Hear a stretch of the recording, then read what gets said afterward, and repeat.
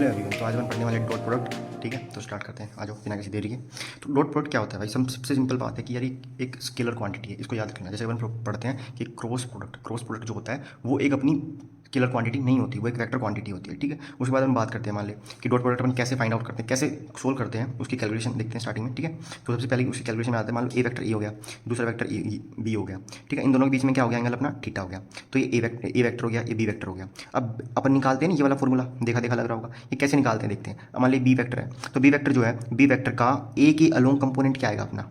अपन पढ़ चुके ये चीज़ कि बी का ए के अलोंग कंपोनेंट आएगा बी कोस थीटा, और ए के परपेंडिकुलर जो कंपोनेंट आएगा वो आएगा बी साइन थीटा। तो बी साइन थीटा आ गया। ठीक है, उसके बाद अब देखते हैं तो ए डॉट बी। अब ए डॉट बी करते हैं तो ए आ गया, और बी का ए के अलोंग कंपोनेंट क्या है? B cos theta. A B cos theta आ गया सिंपली। तो ये वही चीज़ होगी ना, सेम टू सेम इसके लिए भी कर सकते हैं ये चीज़ अपन। ठीक है, कि ए का कंपोनेंट बी के लोग क्या आएगा?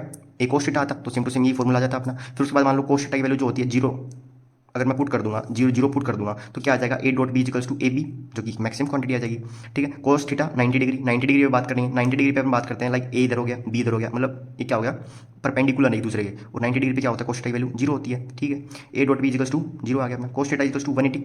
अब मान ले ये जो कोस थीटा है अपना, जो ए और बी है, इन दोनों के बीच में डॉट प्रोडक्ट है वो 180 डिग्री लाई कर रहा है। मान लो 180 डिग्री पे है, तो 180 डिग्री पे क्या होता है? -1 वैल्यू होती है। तो -1 वैल्यू यहाँ पे पुट आउट की तो माइनस ए बी आ गया। अब ये मिनिमम आता है अपना, और 0 डिग्री ऊपर क्या आता है अपना? मैक्सिमम आता है अपना। ठीक है, तो इस पर एक चीज़ और देख लेते हैं।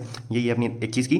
मान लो 0 डिग्री से लेकर 90 डिग्री के बीच में लाइक करेंगे, मतलब 0 डिग्री पे क्या था अपना? पॉजिटिव था, मैक्सिमम था, और 90 डिग्री पे क्या था? 0। तो इस पूरे एंगल के बीच में जब लाइक करेंगे तो हमारा जो डॉट प्रोडक्ट आता है वो क्या आता है? पॉजिटिव के अंदर आता है। ठीक है, अब 90 डिग्री के बाद अपन जैसे जाएंगे 180 डिग्री तक, 90 डिग्री से लेकर 180 तक जाएंगे, तो 90 डिग्री पे होता है क्या? 0 होता है, और 180 पे क्या होता है? नेगेटिव। सिंपल सी बात है, मतलब -1 हो गया ना, तो इसमें माइनस में लाई करेगा। ठीक है, उसके बाद मैं आई डॉट आई की बात करूँ, मैं आई डॉट आई मतलब ये भी आई इधर ही है, दूसरा आई भी इधर ही है, तो मतलब इन दोनों के बीच में एंगल कितना हो गया? 0 डिग्री हो गया। 0 डिग्री हो गया तो सिंपल सी बात है, कोस 0 की वैल्यू कितनी होती है? 1 होती है। कोस 0 की वैल्यू कितनी होती है? 1 होती है। तो अपना आंसर आ गया 1। आई डॉट जे, अब आई इधर हो गया, जे इधर हो गया। अब आई और जे जो है वो दोनों एक दूसरे के क्या है? परपेंडिकुलर है, और परपेंडिकुलर तुम्हें बता दिया मैंने, कोस 90 की वैल्यू कितनी होती है? 0, और कोस 90 की 0, तो 0 इनसे मल्टीप्लाई करेंगे तो आंसर 0 आ गया। वैसे सिंपल सी बात है के डॉट जे का, कि मान लो के है, इसको इसका साथ डॉट करते हैं तो ये दोनों भी एक दूसरे के परपेंडिकुलर होते हैं। ठीक है, सारी साइड एक दूसरे की परपेंडिकुलर होती है। ठीक है, तो वैसे सिंपल इसका 0 आ गया। उसके बाद एप्लीकेशन की बात करते हैं।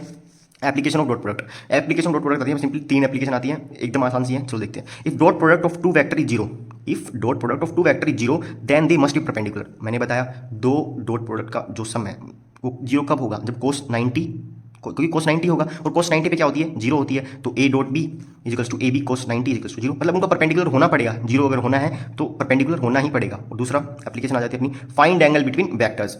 एंगल कैसे निकालते हैं? तो वो भी एक एप्लीकेशन है किसकी? हमारी डॉट प्रोडक्ट की। तो फाइंड एंगल बिटवीन वेक्टर्स के अंदर आ गया A dot B equals to A B cos theta आ गया, ए बी कोस थीटा आ गया। अपन पढ़ लिया इसको। अब कोस थीटा को एक साइड कर लिया तो ए डॉट बी, और नीचे आ गया ए बी, तो अपन ऐसे एंगल निकाल सकते हैं। और तीसरी आ जाती है टू फाइंड यूनिट वेक्टर। अगर हमें यूनिट वेक्टर निकालना हो ना, तो अपन यूज कर सकते हैं एप्लीकेशन किसकी? डॉट प्रोडक्ट की। इफ मान लो ए जो है हमारा इज ए यूनिट वेक्टर, वो हमारा एक यूनिट वेक्टर है, तो ए डॉट ए करते हैं तो 1 डॉट 1, तो सिंपल सी बात है ए जिस साइड होगा दूसरा ए भी उसी साइड हो गया, तो कोस 0 हो गया, तो 1, तो हमारी यूनिट आ गई ना, तो मतलब ये यूनिट वेक्टर हो गया। ठीक है, थैंक यू सो मच।